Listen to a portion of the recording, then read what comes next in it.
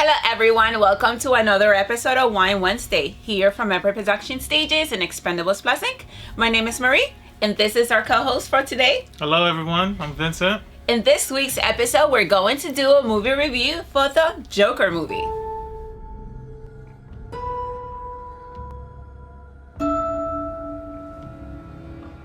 The Joker movie came out a few weeks ago, somewhere the early time of October, right? It has been such a success of a movie because we have never seen the Joker to be portrayed or come to life the way it did in this movie. Yeah, we haven't really had like an in-depth look of the character itself. Yeah. He's always been either with Batman or doing some kind of mischievous stuff on TV, but nothing just him alone. It took you a very long time to go see the movie. Yeah, it did. Right? Why?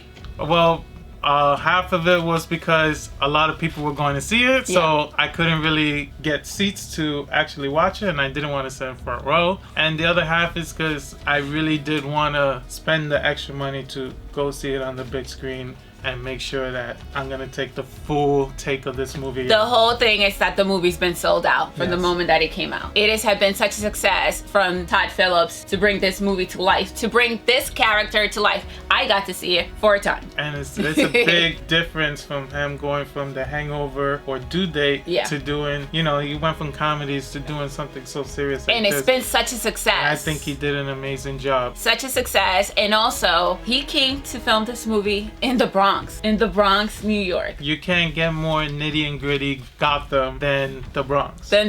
And you know what? Thank you, Mr. Todd Phillips, for bringing this movie to the Bronx, where people actually are coming around to take pictures in the famous stairs where he did the famous dance, right? Definitely. So it is a win-win in every single way. But let's give a little more in depth of when this character started, because it's a pretty old character when he appeared in the comic book, right? His first appearance was in Batman #1, and that was in April 25th of 1940. And that makes his character a pretty old character. It is a DC comic character. Yes. And the creators were Bill Finger, Bob Kane, and Jerry Robinson. However, we have seen the Joker evolve through the years in so many different ways. There's a bunch of different people that have portrayed the Joker on TV. We have the first one, which was Cesar Romero, which is one of the most famous ones that most people, alongside with Adam West. Yeah, like my grandparents and parents will remember the Joker as the TV character. Yeah. And then there would be the first movie of the Joker that came out with the famous Jack Nicholson. Yeah, which is one of my favorite Batman movies of all time. I love Jack Nicholson. And his portrayal still has a bit of a dark side, but it's more on the whimsical side of I love it when he character. says, "Wait till they get a lot of me." Yeah.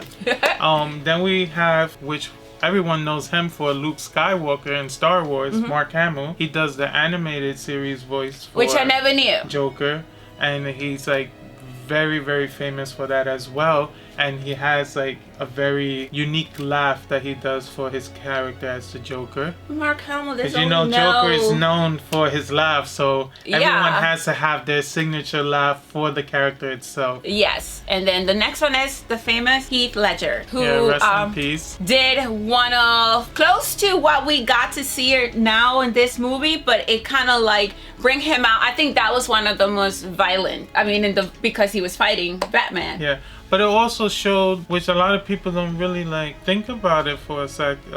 Heath Ledger's Joker showed the very more intelligent side of Joker as well, because very for him cunning. to pull off the stuff that he was able to pull off with all these gang members and the mob and stuff, you have to be really smart to do something like that. I think the character that he brought out and the way it was portrayed back then when he got this role was the fact that we got to see, it was the beginning of seeing what we got to see now. Yeah. Yeah, so and it's a bit tough too, because he did such an amazing job. But I had to look this up. He did at least 25% of his time on screen with Batman was just Joker. Wow. So we didn't get really much Joker in that movie, but what we did it really impact us a lot. And let's get on to the next character, the next person who played the Joker. Which many people did not like, including myself. And he appeared in the movie. He did the Suicide Squad. The Suicide Squad, which I love the movie itself. However, having to see the Joker the way it was portrayed there, it was just a bit too much. It wasn't dark enough. Well, I call him hipster Joker. Really? The actor who played him was Jared Leto. Yeah, which is really bitter for not playing the Joker in this movie. Yeah. Well, I mean, as far as that goes, I can understand, like, a lot of people are knocking him for the fact that he didn't do such a great job, but on his defense as well, he didn't get enough time to be able to. Mm-hmm. And when you compare it to a movie that's just dedicated to the character, it's kind of tough to compare everyone else's portrayal of the Joker with Joaquin Phoenix's Joker, which is our next one. I think that I can safely say that every person we have mentioned in this list have had a chance to play the Joker in their own unique way. Yes. Whether we like it or whether we don't, it's like such a circle of different characters. Every one of them really made their Joker their very own in one way or the other. So some people might like Jack Nicholson, some people might not, some people might like Jared Leto, and others don't, which is really good because since we have all these portrayals of them, it's a little bit for everyone. And the times are different. From when Jack Nicholson came out was like, what, the 90s? Yeah. It was the 90s. It was one of the first comic book movies being made. Right. So it's a big step. Yeah, so it's like it's the genre of the character itself through time has to change. Yeah. And it is not for everyone because when I watched them in the 90s, now to see Joaquin Phoenix play this character was like, wow. Like I didn't remember seeing Jack Nicholson doing that. We got to see a totally different where he came from and how he became. Joaquin is a very intense actor. He has a very unique craft in what he does with his profession. This was off the bat, before it even hit the theaters, it was a lot of controversy because it said it was a lot of violence. But when I got to see the movie, I didn't see much of that violence. I think it was mental and emotional, kind of like psychologically violence, but not physical. I mean, you're dealing with the Joker. You're gonna have to deal with some kind of violence telling his story. Mm-hmm. You have plenty other movies, especially superhero movies, that glorify a lot more killing. And I mean, even movies like Logan with Hugh Jackman. Oh my gosh! Or Deadpool with Ryan Although we love them all, but they're it's a lot of gruesome stuff in them. Because it's a little bit on the lighter side, the death that you're dealing with in those movies don't really like have so much of an impact. But I think the numbers are like something like 100+ people are killed in those movies. Yeah. And you have the Joker, Joaquin Phoenix movie. It's only, I think, if I'm not mistaken, I believe it's just 6 people that died in the movie. You counted them? Yeah. I didn't. It's a big deal because when you're talking about glorifying violence, and you have a movie that doesn't really show too much of it, it's just that the way it showed has such an impact in the movie that you can't help but not forget what's going on. This movie got a standing ovation at the Cannes Film Festival. It was like beyond what anyone has ever seen this character. He brought it to life. We got to see where he came from, like his upbringing and all of that stuff. But it has to do a lot with the way society treats people. And the director, Todd Phillips, he took his inspiration of the character from a novel called The Killing Joke by Alan Moore. Really? It was in 2008. He paid homage to a lot of different characters in this movie. Yes, definitely. And that is a great filmmaker because you could tell he likes movies. Yeah, so this novel, The Killing Joke, is one of the very few interpretations we have of Joker with a rich background in his past, because before then we really didn't know much about him. And the comic books kept it that way because you have the allure of who is this guy, how is he able to do all we these always things? thought of Joker as having this magnetic, kind of like a weird and out there laugh every time he did something wrong. And trickster and stuff like that. Like he was laughing at the stuff he was doing. But in this movie, we got to see why, and it's like a condition that he has. Yeah. So it's not like something like he does. Injury. Exactly. One of the things that like stuck out to me is that the way the laugh is done in the movie, you watch it and like you don't want to laugh with it because you could tell that the laugh is like, it hurts him. It's tough. But the laugh comes out in very different times, sometimes at very off times. And you're like, you know, I feel like a person who doesn't know anything, but they're like, why is he laughing? Yeah, like, from what I saw in an interview with Todd Phillips, there's 3 significant laughs in the movie. I didn't know that until you told me, and then I watched it again yesterday, and then I noticed it. They're different laughs. Yeah, he has so the first laughs. laugh he has is from his injury that's causing him to laugh. Okay. When he gets nervous. It's almost like a tick in a way. The second laugh is a laugh that he's forcing himself to do so he could fit in with, let's say, if somebody is doing a joke or something. And then the third laugh is the laugh that we get at the very end, which is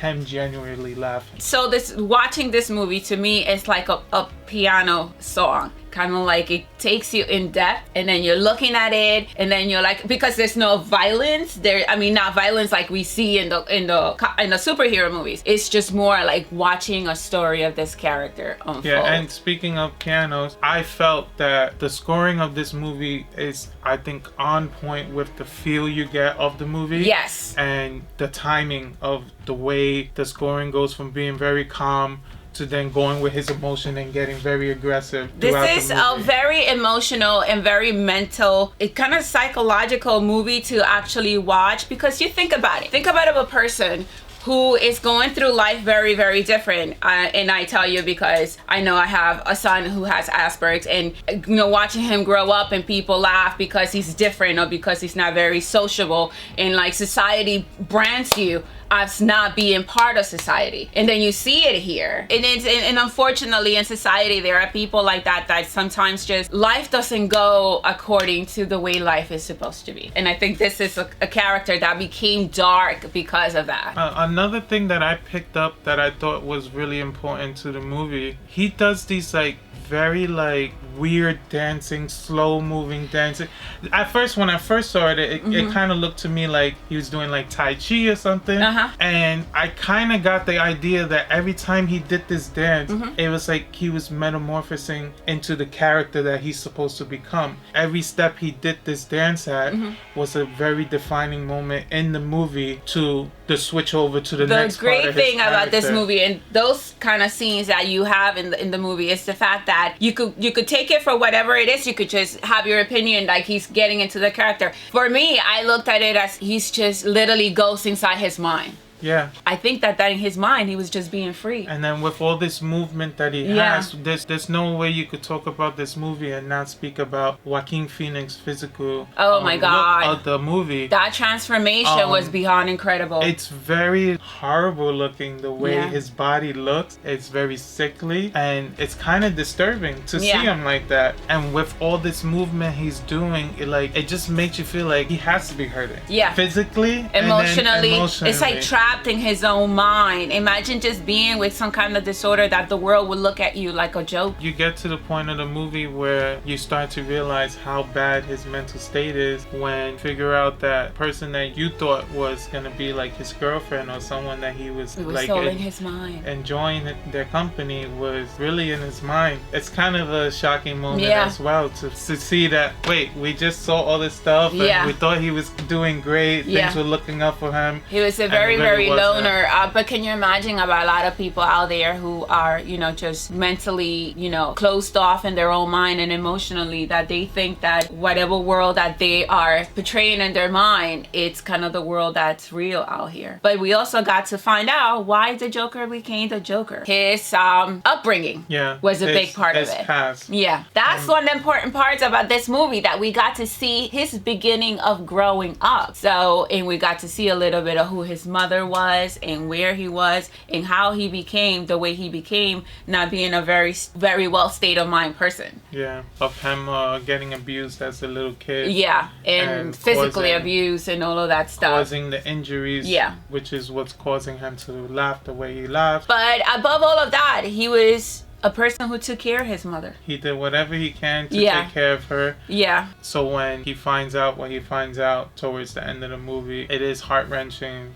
to see it. And the beast that unfold. was strapped inside his mind literally came out. Yeah. That's what happened. Now that you say the beast, there's a certain part of the movie that like really stuck to me as far as like visually the way Joaquin Phoenix looks. And that's the part when towards the very end of the movie when he's in his home and his co-worker, which this is the guy that got him fired, Yeah. came to his house with their other co-worker, Yeah. which is a small person. Yeah. He's painting his face, he answers the door, has them come in, and he's leaning over and like he has his body twisted in a way that Yeah. it just looks very monstrous. Yeah. And very, very scary. Like, and this is the first time in that movie that I saw Joker and I saw him. It's like, this is intense. That acting was very intense. The ways that he was able to like, there's a part when he's like trying to fix his clown shoes, and like he kind of like lounged over, and he's like his back, his Yeah. bones, and it's like he's just like with He so much definitely used the anger. appearance of his body Yeah. a lot to help him out in this movie. It was kind of like a which is ballet great. performance in a very dark and twisted way. Yes.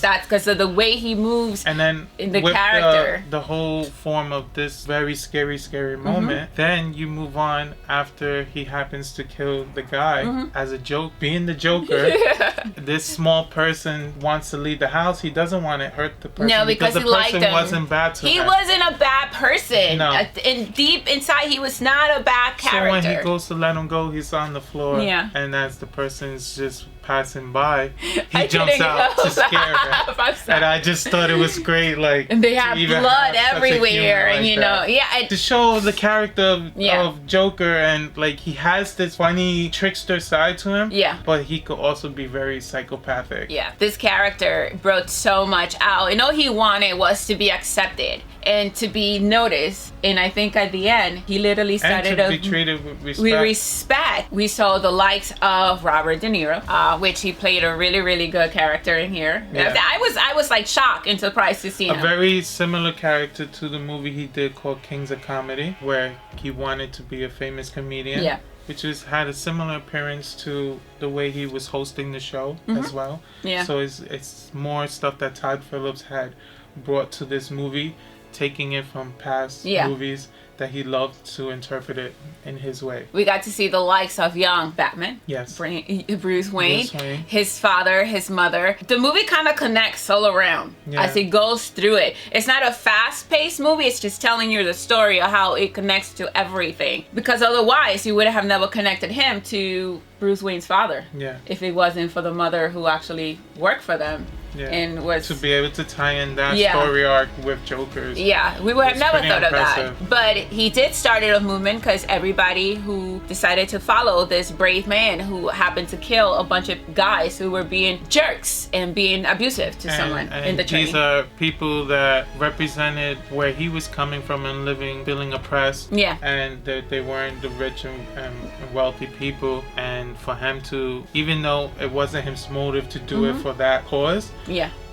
it became this big movement Yeah. on his part. Yeah. And then with the fact of Thomas Wayne, Batman's father, running for mayor, and then the interviewers asking him about what happened with the three guys that actually worked for his company. Yeah. And they He were bad called- guys. He called these people clowns. So it's just all this stuff adds to the character of Yeah. Joker itself, and him becoming this jokester and clown and this portray that everyone starts to go behind. He just wanted people to be civil, to be respectful to each other. But unfortunately, that's the world we live in, and that probably never happened. So being the clown because he was a clown, that was his job. That was his job. Yeah, yes. that was his job. It's not like he wanted to start a movement because he wanted to put on a clown face. However, the clown face you brought up, it was the same clown face that Yeah, Heath Ledger it's a very similar clown face that Heath Ledger uses in The Dark Knight. in The Dark Knight. Yeah. Rises with the bank scene of Heath Yeah. Ledger coming in, and he has a rubber mask on. Yeah. So the plastic mask in Joaquin Phoenix movie, it's very similar to that clown. Everybody started using that mask because it was like against the rich, the powerful,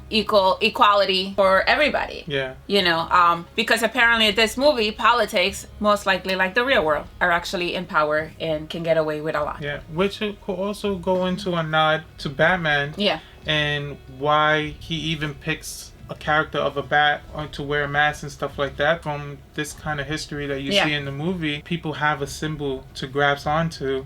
They could represent this symbol and really feel proudly and strong about it, or fear it even as much. We don't even know if maybe this is where the idea of somebody, even superheroes in general, just creating this mask or icon or anything like that so that people could get behind of as well. Although this character, you know, we see him as his dark side and everything that is not so right mentally and emotionally with him. However, he has a soft heart to love. Yes, because and he did have a goal. He wanted to make people laugh. Yeah. And he grew up with his adopted mother telling him that people should smile more often, and it stuck with him. And he wanted to be a comedian and make people laugh, and which is why he did his profession as a clown as well. Yeah. When he was at the hospital trying to make the sick kids laugh. Yeah, that was like the beginning of that. To see that, it was like, wow, that was really his job to be a clown. It is why he loved his job. When he got fired, he was like, he literally begged for his job. Yeah. But unfortunately, like in many places, it happens that sometimes somebody screws you over. And then we wind up to the very ending of the movie, which is when he gets invited by Robert De Niro's character Morgan. Oh my God! To the show. Yeah. And we get the best performance throughout the whole entire movie. Yeah. When he truly becomes this character, the Joker. Yeah. Does what I love does. Robert De Niro.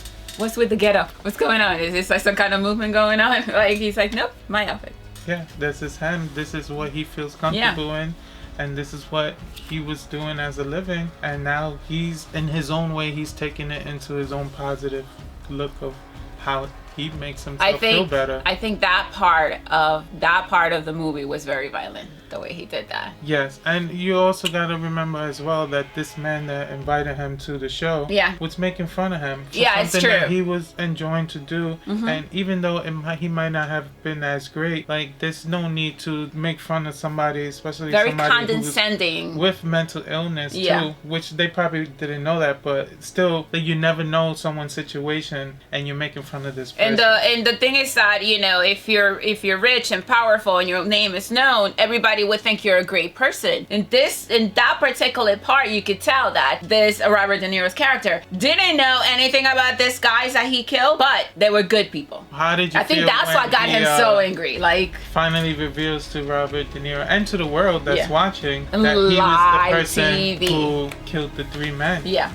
I think it's kind of like a weight off the shoulders as far as the movie goes, because no one knew until the very end. There was 2 cops that had their suspicion, but no one really knew. Nobody knew. You can't have this character and not show any violence at all, because this character is growing and he's making mistakes and he's doing the things he's doing and it's part of who he is, and it's showing that. This is the only way to show that in the movie. This is just the beginning of where he becomes the Joker. But if you actually have read the comic books and seen the movies and all of that stuff, the stuff that he does after all this movie itself, that we got to know where he came from and how he got started and where he gained the Joker name, he's a pretty violent character. Yeah, which since you're touching on that, his name itself, I liked how they gave the origin of the actual name that he gets from, which is Robert De Niro's character saying that when he was making fun of him, saying that this guy was a joke. So when he invited him over, Joaquin Phoenix remembered that and was like, when you introduced me as the Joker. Yes. And that was like, that line itself is like, there he is. And it's kind of empowering, because he took something so negative that could have been viewed very negative. Yeah. And he's trying to make it his own thing and make it his. And just at the end, as he just goes kind of like into a blur. Yeah, he's walking down the hallway. He goes into a blur. With bloody footprints, which obviously means that he just killed the therapist that we just saw. And then you have a lighter side, which is the whole comedy of him running away, orderlies and the workers at the mental institute chasing after him. Remind me of Scooby-Doo when you see them chasing after the characters, going down different corridors, winding up in different exits of the doors and stuff like that. But it's the famous scene that we all get to love, and people have come to New York City, to the Bronx, to the famous Bronx now, to the famous stairs to come down as he comes down dancing. There was also a part which I didn't reference to was throughout the movie when he's working, he's going up these stairs the whole entire time. Yeah, that's his neighborhood. And it's like his rough journey and going back home. And him with his life, and it's very dark, very gritty looking. And when you're at this part that you're it's when the cops about, are chasing him. When he's coming down and he's dancing and he finally figures out who he is as a person. And he's free. Their stairwell scene and everything like that, it's much lighter. Let me tell you, we all get to that. The music is much more vibrant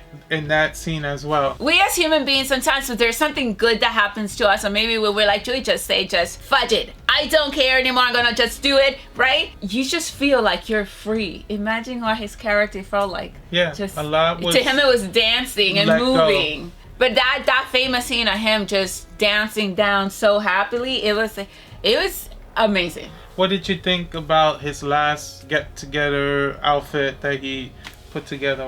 What was your opinion on it?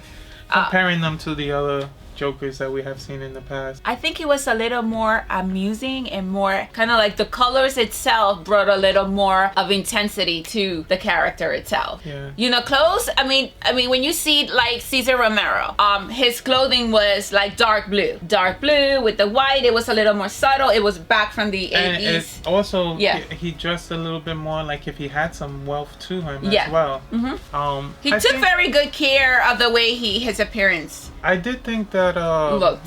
Heath Ledger's outfit and his outfits are kind of similar to each other. Heath Ledger was a little more gangster. Opposite. Heath Ledger's colors are a bit darker. Yeah. And Joaquin's is a bit on the lighter side. But there are some subtle similarities to the outfits itself. Because in this movie, they're telling the story of the Joker. He wanted to be a comedian. A comedian is always kind of looking at being in a little better mood, in a lighter mood, a happier mood. So this is what the colors that you get, the red and all of that stuff. You get at the very end, which is why I think it's more of a storytelling on Joaquin Phoenix's character. You get the closing segment, which it says the end, which is almost like it's like a cartoon or just a story. You say the end at the end of the story.